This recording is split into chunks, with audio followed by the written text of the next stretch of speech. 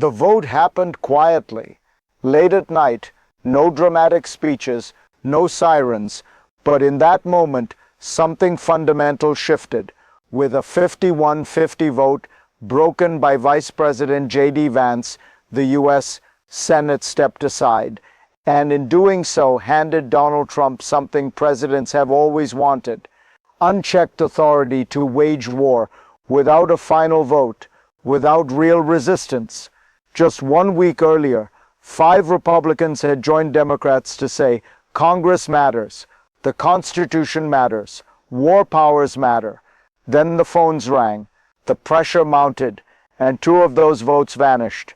This wasn't just a procedural trick, it was a warning sign, because when lawmakers reverse themselves after presidential anger, the question is no longer about Venezuela. It's about who actually decides when America goes to war. If you want to understand how power really works in Washington today, stay with me, because this story doesn't begin with a missile, it begins with fear, and it only gets more dangerous from here. At the center of this fight was a simple question: who controls war in America? Not in theory, in practice. The Constitution is clear. Congress declares war, the president commands the military, but over time that line has blurred. Slowly, deliberately, the War Powers Resolution was an attempt to redraw it, to say that Venezuela mattered, that bombing Caracas mattered, that putting U.S. forces into hostile territory mattered. Lawmakers weren't trying to stop the president from acting. They were trying to stop him from acting alone, especially after a surprise operation.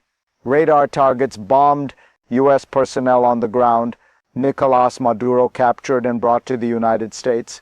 For some senators that crossed a line, not politically, constitutionally, but the administration pushed back with a different argument. Trust us, no ground troops, no occupation, no need for Congress. And that promise changed everything. This story didn't start in Venezuela, it started decades ago. After World War II, Congress made a choice: efficiency over friction, speed over deliberation. Presidents were given room to act quickly in a dangerous world. Cold wars, proxy wars, shadow wars, then came Vietnam, and the realization that something had gone wrong. So Congress passed the War Powers Resolution, a guardrail, a reminder that war was not meant to be easy.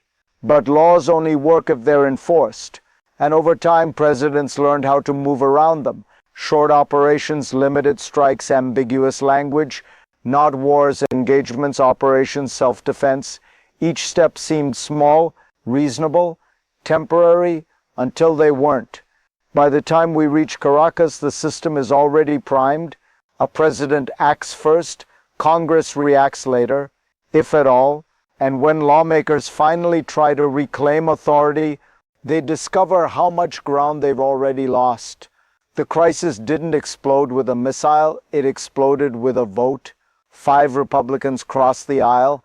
They advanced the War Powers Resolution, and for a brief moment, it looked like Congress was waking up. Then the backlash hit. Donald Trump went public, calling them ashamed, saying they should never be elected again. Then he went private. Phone calls, anger, yelling. One call was described as very heated, another didn't go well at all, and suddenly 2 senators changed their minds: Josh Hawley, Todd Young, not because the facts changed, but because the pressure did. They pointed to new assurances from Secretary of State Marco Rubio: no troops on the ground, no plans to send them, Congress would be notified, the Constitution would be respected. That was enough to halt the resolution, enough to stop the final vote, enough to hand the president what he wanted: unchecked authority. Beneath the speeches, a quieter logic was at work, and it explains everything. The mechanism isn't ideology, it's incentives. Senators know the math. Even if the resolution passed, even if it cleared the Senate, it would face a veto, and that veto would stand. Todd Young said it out loud.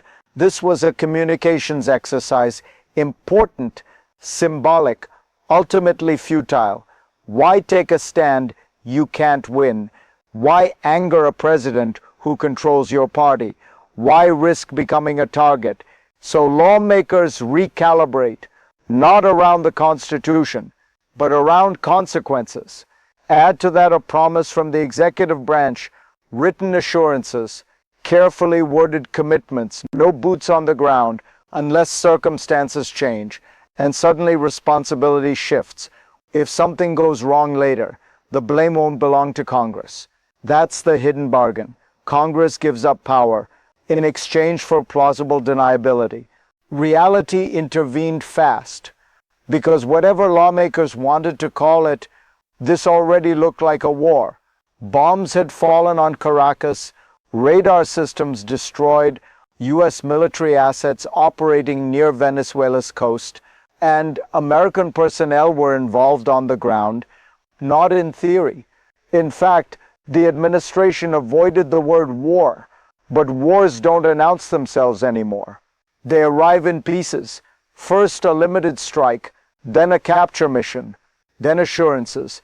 This was the second crisis, not political, operational, because once force is used, escalation becomes a choice, and choices compound.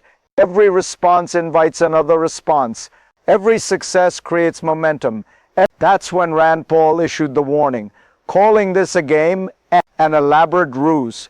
If bombing a capital isn't war, then nothing is. And if nothing is war, then the guardrails are gone. This is where the story reaches you. Because while senators debate procedure, you live with the consequences. You pay for wars declared quietly, through taxes, through debt, through inflation that never gets explained this way. You watch conflicts expand without a vote, without a clear objective, without an exit, and you're told it's necessary, temporary, under control. But history says otherwise. Endless wars don't begin with speeches. They begin with exceptions, with trust me moments. When Congress steps back, you lose your voice. Not all at once, but piece by piece. This isn't abstract. It's democratic erosion in real time. And if this feels familiar, that's because you've seen it before. Different country, same script. If you care about who decides when America fights, this is the moment to pay attention, to question, to stay engaged, because silence is the system's favorite ally. The signal was unmistakable.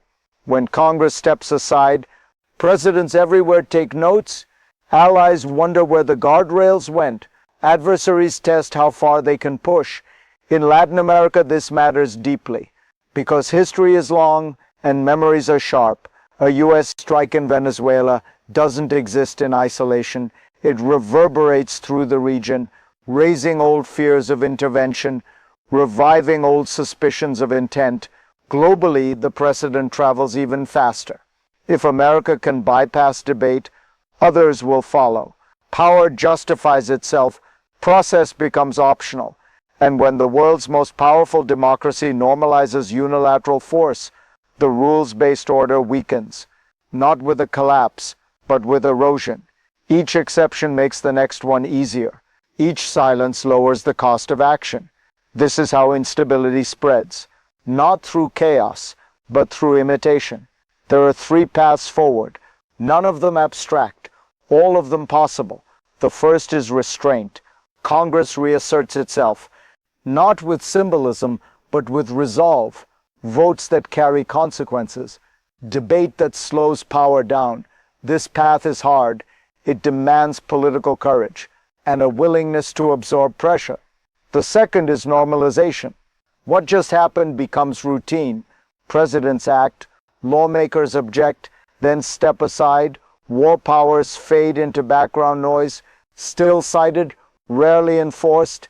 This is the most likely future, because it feels stable, until it isn't. The third path is escalation. Force begets force. Assurances expire, circumstances change, boots appear, then bases, then commitments no one voted for. History favors momentum, not intention, and systems drift toward what they tolerate. This is how democracies don't end, not with tanks, not with coups, but with precedents. What happened over Venezuela wasn't chaos, it was order, a system working exactly as its incentives demand. A president pushes, lawmakers hesitate, process yields to power, and everyone tells themselves it's temporary. But temporary decisions have a way of becoming permanent rules. Today it's Venezuela, tomorrow it's somewhere else. Different justification, same mechanism. The Constitution didn't fail, people stopped insisting on it. That's the real lesson here. Power doesn't need permission when oversight becomes optional. And war doesn't need a declaration when silence is easier. If you want to understand the future of American power, don't look at speeches. Look at moments like this.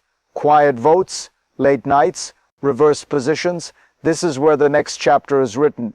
If this analysis helped you see the system more clearly, share it, talk about it, stay alert, because the most dangerous shifts are the ones that feel procedural,